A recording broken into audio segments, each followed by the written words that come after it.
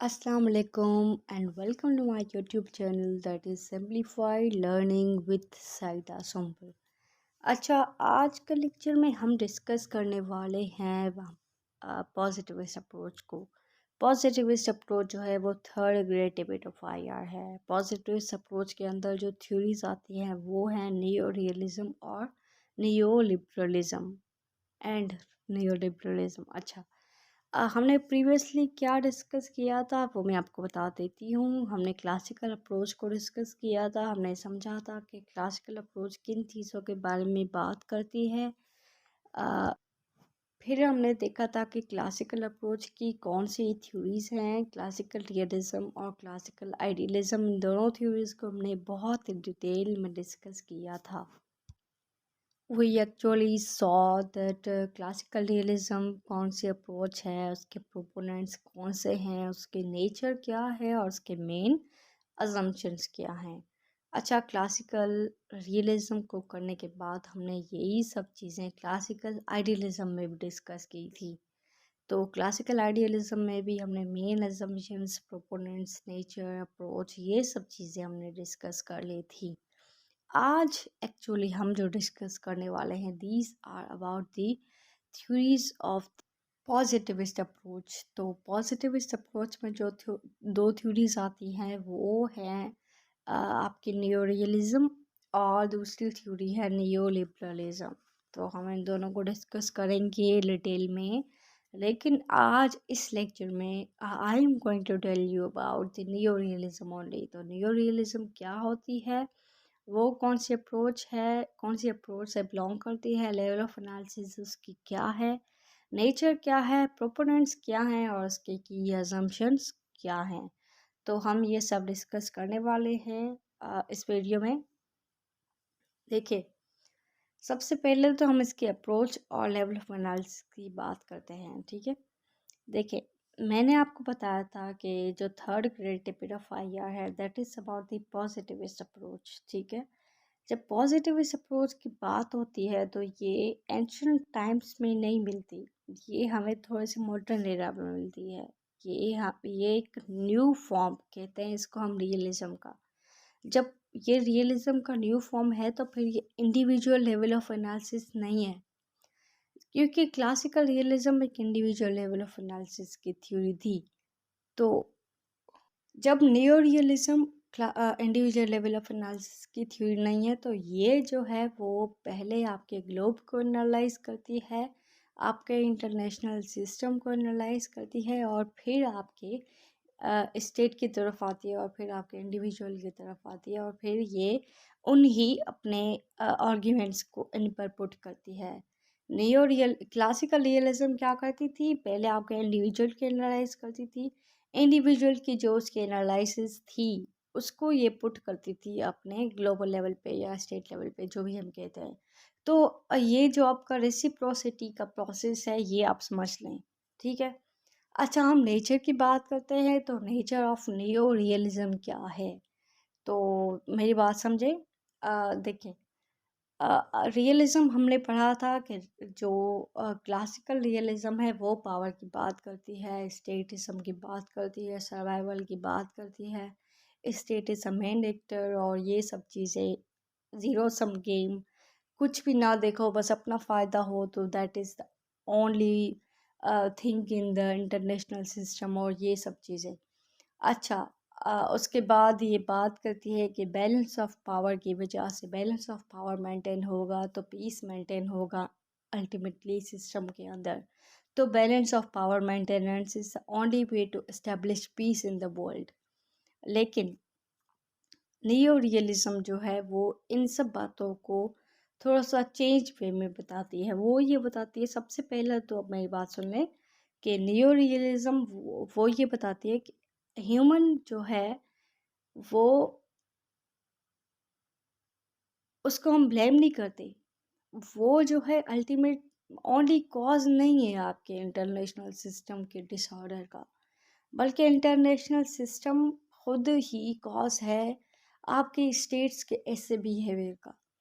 वो सब ब्लेम जो क्लासिकल रियलिज्म सारा ब्लेम आपके क्या कहते हैं आपके ह्यूमन नेचर को देती है, वो ये ह्यूमन नेचर के ऊपर से ब्लेम हटाती है। नियो रियलिज़्म ये कहती है कि देखिए भाई, जब ह्यूमन नेचर ख़राब नहीं है, ह्यूमन नेचर इतनी बुरी नहीं है, ये इंटरनेशनल सिस्टम है जो इतना बुरा है, जो इतना डिसऑर्डर्ड है, और इसमें ही इतनी मोरालिटी नहीं है, और इसमें ही इतने लॉज रूल्स नहीं है, इसमें खुद ही इतनी इतनी एनार्की है। तो अल्टीमेटली आपके स्टेट्स खुद जो हैं उसको कॉम्पीट करने के लिए, उस सिस्टम में एग्जिस्ट करने के लिए वो इस तरीके से बिहेव करती है। अच्छा, दूसरी जो बात नियो रियलिज़्म कहती है, नियो रियलिज़्म ये कहती है कि भाई, नियो क्लासिकल रियलिज़्म का ये कहना था कि स्टेट इज़ ओनली एक्टर। ठीक है, मेन एक्टर स्टेट है, लेकिन ये कहते हैं कि भाई नहीं, स्टेट जो है वो मेन एक्टर ओनली नहीं है। इंटरनेशनल ऑर्गेनाइजेशंस हैं, इंस्टीट्यूशंस हैं, ये सब बातें, ये सब चीज़ें जो हैं, ये भी एक रोल प्ले करती हैं। जब रोल प्ले करती है तो वो अलग बात है कि आप जो हैं स्टेट्स खुद अपने फ़ायदे के लिए उसको ज्वाइन करते हैं, अपने फ़ायदे की बातें करते हैं, तो ये अलग बात है। लेकिन सिर्फ स्टेट की बात ना करें, वो ये बात बताती है। अच्छा, उसके बाद हम इसकी ज़्यादा इसकी बातों को हम मेन असम्पशन्स के पोर्शन में डिस्कस करेंगे। अब हम देख लेते हैं कि इसके प्रोपोनेंट्स कौन कौन से हैं और किसने इसका आइडिया दिया था। आपने याद करना है कि केनेथ वॉल्ट्ज थे वो इंटरनेशनल रिलेशनिस्ट जिन्होंने ग्लोबल लेवल पे एनालाइज किया था सिस्टम को, और फिर उन्होंने बताया था कि ह्यूमन नेचर ही ओनली कॉज नहीं है, लेकिन इंटरनेशनल ऑर्डर खुद ही ऐसा है। अब हम थोड़ा सा मूव करते हैं इसके की असम्पशंस की तरफ, और हम देखते हैं कि नियो रियलिज्म के की असम्पशंस कौन से हैं। तो फर्स्ट ऑफ ऑल ये बात करती है कि ये जो वर्ल्ड इंटरनेशनल सिस्टम है वो अनार्किक है, और अनार्की इस वर्ल्ड के अंदर पाई जाती है।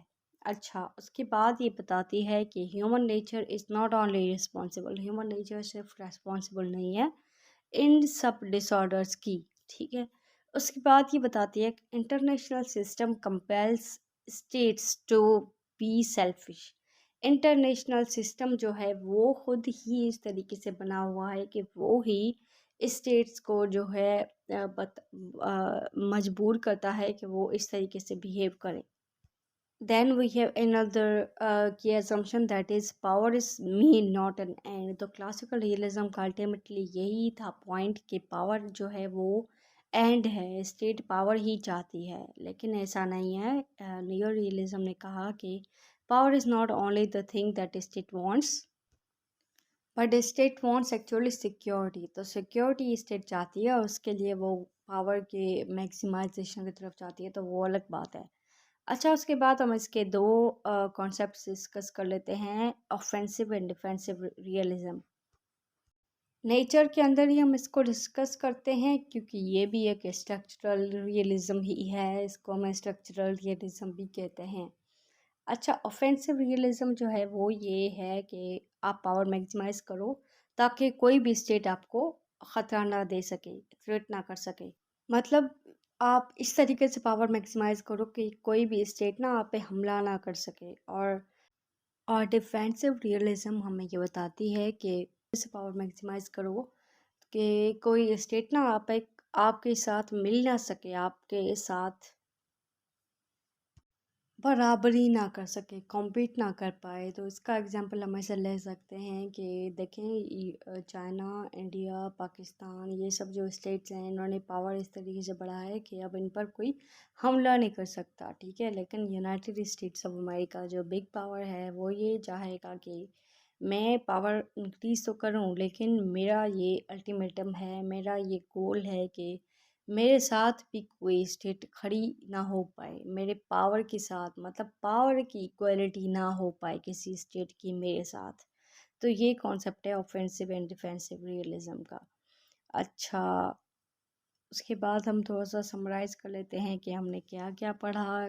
नियो रियलिज्म के अंदर हमने देखा कि इसके की असम्पशंस क्या हैं। एनार्की सिस्टम के अंदर है, there is anarchy, but human nature is not only responsible for this anarchy and this world disorder, and उसके बाद इसने बताया कि international system is a disordered itself that compels states to behave in the way that they are behaving। ठीक है, वो इनको compel करती है, वो इनको मजबूर करती है कि आप इस तरीके से बिहेव करो। तो अल्टीमेटली स्टेट्स जो हैं वो सेल्फ हेल्प की तरफ जाती हैं, वो पावर की तरफ जाती हैं।